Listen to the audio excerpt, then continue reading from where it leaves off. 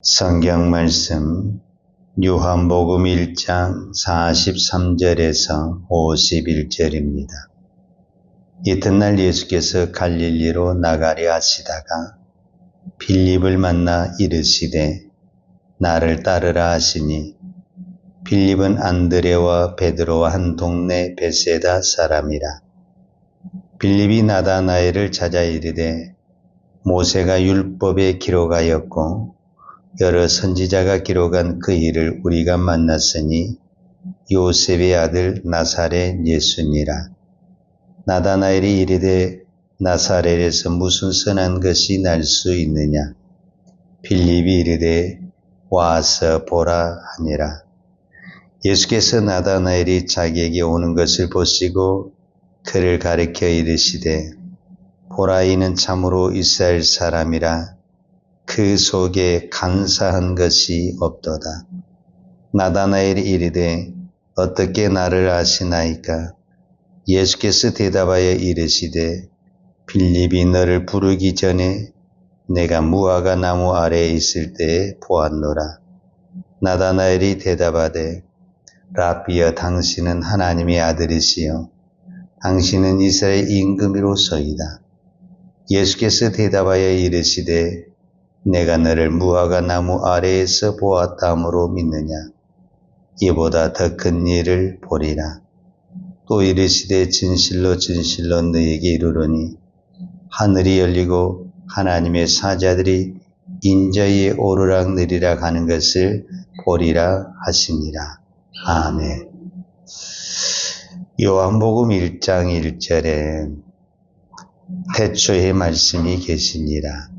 이 말씀이 하나님과 함께 계셨으니 이 말씀이 곧 하나님이시니라 그랬습니다. 그러니까 창세 전에 사도 요한은 창세 전에 하나님이 어떻게 계셨냐? 말씀으로 계셨다라는 겁니다.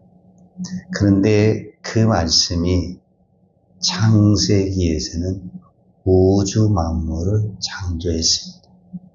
그 말씀이 선포가 되면 빛이 있으라 궁창이 있으라 그러면은 그대로 됐다 이렇게 성경이 기록하고 있습니다.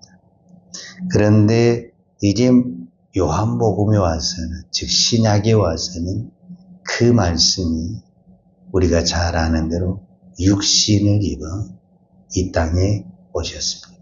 그러니까 하나님이 말씀으로 존재한 그분이 인간의 육신을 입어 이 땅에 오신 분이 우리가 잘 아는 예수님입니다. 예수님은 이 땅에 우리가 잘 아는 대로 33년을 살으셨는데 30년 동안 그의 어머니 마리아와 요셉의 집에 살다가 이제 하나님의 사역을 시작하는데 누구도 예수님이 하나님이시다, 메시아라는 것을 모릅니다.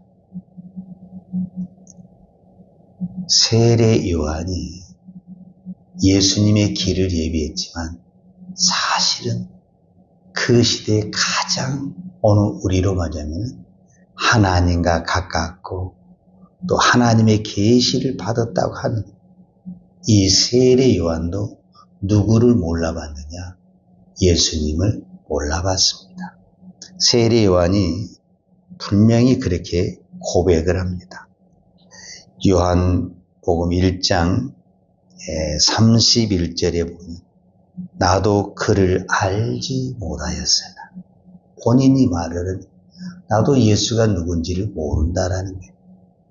그런데 어떻게 하느냐? 내가 물로 세례를 줄 때 그의 비둘기같이 임하는 성령을 보거든 그가 메시아인지를 알아라. 이 계시를 받은 거예요. 그래서 33절에도 보면 나도 그를 알지 못하였으나 나를 보내어 물로 세례를 베풀라 하신 그이가 나에게 말씀하시되 성령이 내려서 누구 위에든지 머무는 것을 보거든 그가 곧 성령으로 세례를 베푸는 이인 줄 알라. 그러니까 세례 요한도 몰랐었는데 지금 세례 요한이 요단강에서 수많은 사람에게 세례를 주고 있습니다. 그런데 어떤 사람에게 세례를 딱 줬는데 그 사람에게 비둘기 같은 성령이 임한 것을 보고 세례 요한은 무엇이냐? 이 사람이 메시아다라는 것을 알게 됐다라는 거예요. 그리고 난 다음에 세례 요한이 뭐라고 선포한지 압니까? 보라, 세상 죄를 지고 가는 하나님의 어린 양이다. 그러니까 세례 요한은 하나님의 계시가 임한 것을 딱 보고 정확하게 선포를 합니다. 그리고 이 세례 요한에게 2명의 제자가 있었습니다. 오늘 성경에 나온 사람은 정확한 한 사람은 안드레입니다.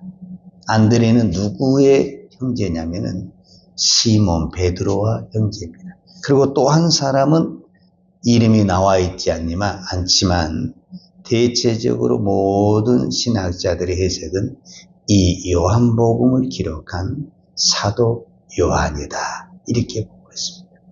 이 2명의 제자가 사실은 예수님의 제자가 아닙니다.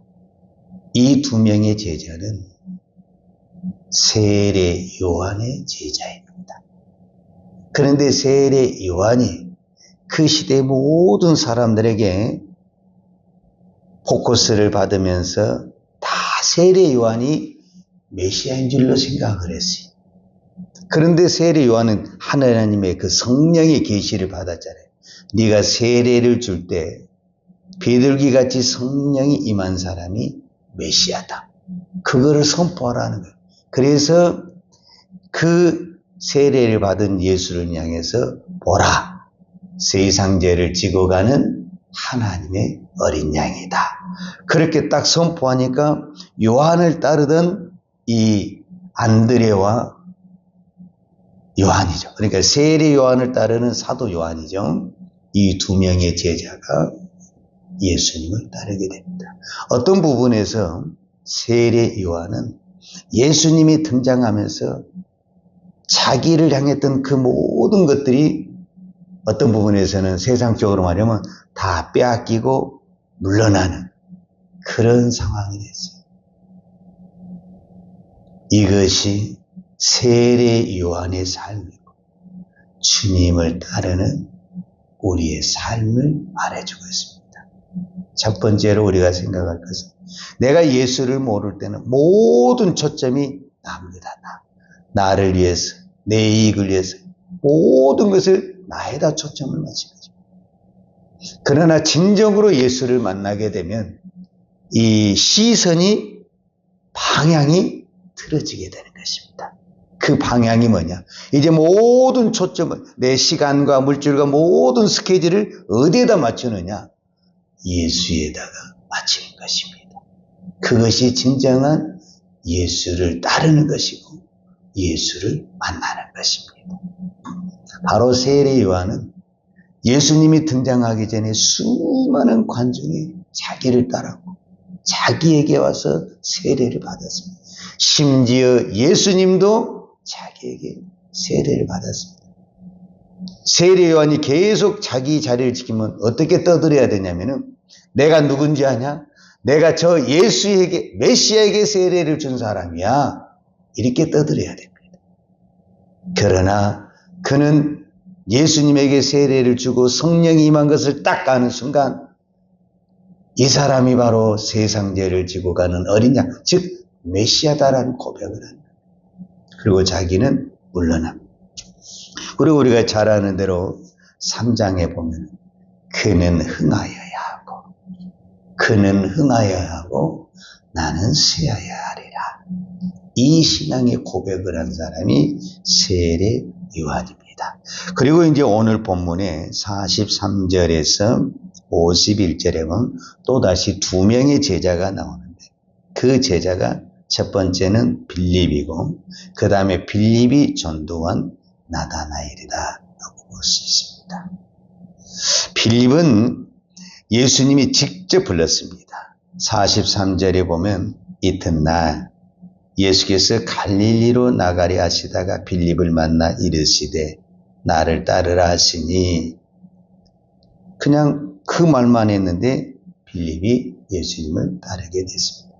우리는 이 성경을 읽을 때 그냥 예수님이 그냥 얼떨결에 지나가다가 그냥 빌립을 보고 너는 나를 따르라 이렇게 말한 것처럼 우리가 생각할 수 있지만 예수님 한 말씀 한 말씀은 그냥 한 말이 한마디도 없습니다. 이거는 모든 하나님의 섭리 속에서 의도적으로 예수님이 그곳에 가서 빌립을 부르시는 사건이다라고 볼 수 있습니다.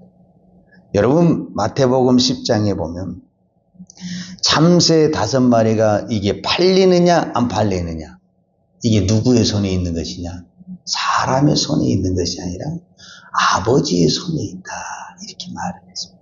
저 미물인 참새 한 마리도 팔리느냐 안 팔리냐는 것이 하나님의 손에 있는데 내가 하나님의 부르심을 받는 것이 어느 날 그냥 우연히 이렇게 일어나는 것이 그럴 수가 없다라는 것입니다. 오늘 내가 이 자리에 그냥 나온 것 같지만 하나님의 섭리 속에서 하나님의 부르심으로 이 자리에 우리가 나왔다라고 말할 수 있습니다. 그 빌립이 예수님의 부름을 받고 누구를 찾아가냐면 나다나엘을 찾아갑니다. 나다나엘을 찾아가서 내가 오늘 우리를 보냐면 예수를 만났다. 메시아를 만났다. 근데 그 사람이 어디 사람이냐면은 나사렛 사람이라는 거예요. 그러니까 이 나다나엘은 성경적으로 좀 아는 것 같아요. 나다나엘에서는 선한 사람이 날 수 없다. 우리말로 좀 더 쉽게 표현하자면 메시아는 나사렛에서 날 수가 없다. 이런 얘기죠. 그때 빌립이 나다나엘에게 하는 유명한 말이 있습니다. 이게 이제 46절인데 나다나엘이 이르되 나사렛에서 무슨 선한 것이 날 수 있느냐? 빌립이 이르되 와서 보라. 옛날 개역 한글에는 간단하죠. 와보라. 와보라. 오늘 이것이 아주 간단한 한마디이지만 이게 신학적으로 또 우리 믿음적으로 아주 중요합니다. 예수는 우리가 설명해서 믿는 분이 아닙니다. 예수를 우리가 설명하면 얼마나 설명을 하겠습니까? 내가 여러분 예수를 누군가에 설명을 하면 얼마나 설명을 하겠습니까? 우리는 설명할 수가 없습니다. 예수는 설명되신 분이 아닙니다.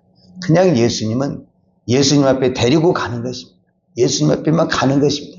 그러면 예수님을 만나는 것입니다. 예수님을 만나면 그의 인생은 바뀌어지게 되는 것입니다. 오늘 우리가 예수를 믿을 때 내가 다 설명이 되어지고 이해가 되어져서 예수님을 믿습니까? 그럼 못 믿습니다. 대부분의 사람들이 이 시대에 설명을 듣고 이해가 되면은 내가 믿겠다. 그 사람 못 믿습니다. 우리는 어떻게 예수를 믿느냐? 믿는 것입니다. 예수가 하나님이시란 것을 믿는 것입니다. 믿음으로 무엇을 하게 되냐? 설명도 되어지고 깨닫게 되어지고 알게 되어지고 보이는 것입니다. 우리는 보여야 믿는 것이 아닙니다. 이게 그 말이 그 말인 것 같지만 순서가 다릅니다. 나는 보고 예수 죽을 때까지 못 믿습니다. 그러나 믿으면 보입니다. 믿으면 들립니다. 그래서 우리는 와서 주님을 만나야 돼요. 그리고 내가 직접 주님을 만나면 천국도 보이고 하나님도 보이고 우리가 깨닫지 못한 그 모든 것들이 보이게 되는 것입니다. 그래서 우리는 하나님을 말씀을 믿는 것입니다. 이 성경을 하나님의 말씀으로 믿는 것입니다. 내가 이 성경을 이해하고 내가 이 성경을 공부하고 이 성경을 깨달아서 믿는다. 못 믿습니다. 내가 그렇게 똑똑하지도 못하고 그렇게 많은 지혜를 가지고 있지 않습니다. 믿으면 성령께서 가르쳐 주시고 깨닫게 해주십니다. 근데 나는 믿어도 잘 모른다. 그거는 성령께서 그거 몰라도 믿음 생활하는데 전 지장이 없다. 그렇게 이해하시면 됩니다. 우리는 많은 것을 알아야 믿음 생활을 잘할 것 같이 생각하지만 그렇지 않습니다. 우리가 신앙생활 하면 할수록 많은 것을 알죠. 더 깨달아지지만 더 많다고 해서 내 믿음이 좋아지냐? 더 시험거리만 생기고 넘어질 때가 많습니다. 오늘 우리는 믿음으로 알게 되는 것입니다. 오늘 이 새벽에도 믿음으로 기도하는 것입니다. 믿음으로 바라보는 것입니다. 그러면은 성령께서 그 기도를 들으시고 역사하십니다. 그래서 우리는 죽으나 사나 믿음으로 사는 것입니다. 믿음으로 믿고 믿음으로 바라보고 믿음으로 가는 것입니다. 앞이 보여서 가는 것이 아닙니다. 무엇이 있기 때문에 가는 것이 아닙니다. 그냥 믿음으로 가는 것입니다. 믿음으로 왔더니 믿음으로 갔더니 홍해바다가 갈라졌습니다. 믿음으로 갔더니 여리고가 무너졌습니다. 오늘도 이 성경의 말씀을 믿고 기도하고 믿고 나아갈 때 그 믿음 위에 성령의 놀라운 역사가 일어날 줄 믿습니다. 기도하겠습니다. 하나님 아버지 감사합니다.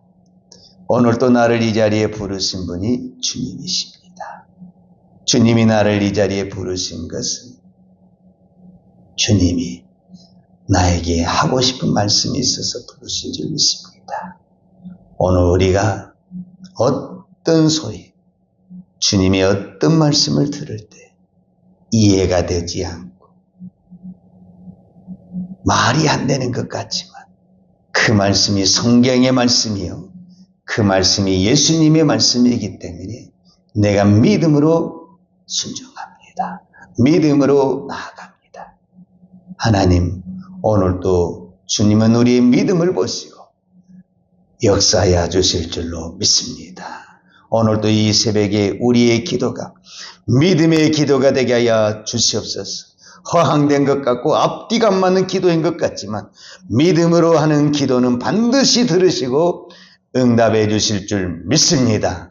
오늘도 우리의 기도가 믿음의 기도가 되시 이 땅에 하나님의 살아계심이 증거되는 우리의 믿음, 우리의 신앙 되게 하여 주옵소서.